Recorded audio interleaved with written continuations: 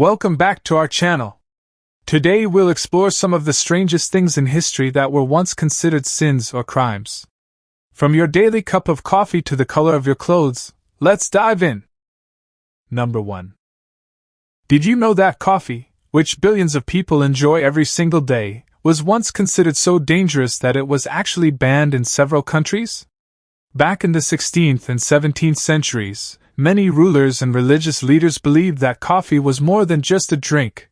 It was a powerful force that could spark rebellion. In places like Mecca, authorities feared that people gathering in coffee houses would discuss politics, criticize leaders, and spread revolutionary ideas. Because of this fear, strict orders were issued to close down coffee houses, and anyone who drank coffee openly risked punishment. Even in parts of Europe, coffee was labeled as suspicious and sometimes even called the drink of the devil. Imagine living in a world where sipping your morning cup could make you a criminal. Something that today symbolizes energy, creativity, and culture was once feared as a threat to society and authority. Number 2. In the past, purple was not simply a color you could pick to look stylish. It carried a powerful meaning.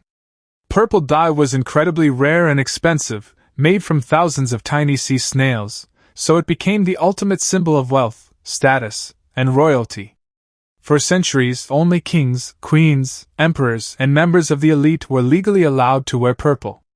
In some empires, laws were even written to restrict ordinary people from using this shade. If a common person dared to wear purple, it was not just seen as disrespectful. It was considered a direct violation of authority and, in some cases, even punishable by law. This shows how clothing was not merely fashion but also a political statement. Wearing purple could signal power, rebellion, or ambition.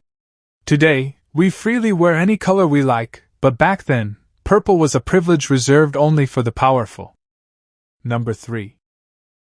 Left-handed people, who make up about 10% of the world's population, have faced strange and unfair discrimination for centuries.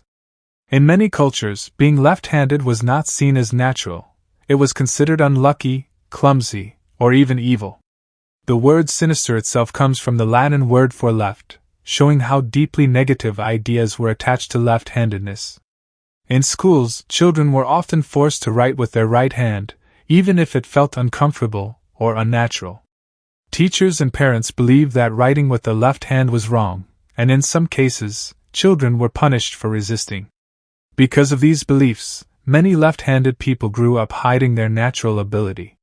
Thankfully, today's science and society recognize that being left-handed is completely normal, and in fact, left-handed people are often celebrated for their creativity and unique way of thinking. What was once a curse is now simply part of human diversity. Number 4. Potatoes, which we see on almost every dining table today, were once surrounded by fear and suspicion. When they first arrived in Europe from the Americas in the 16th century, people didn't know what to make of them.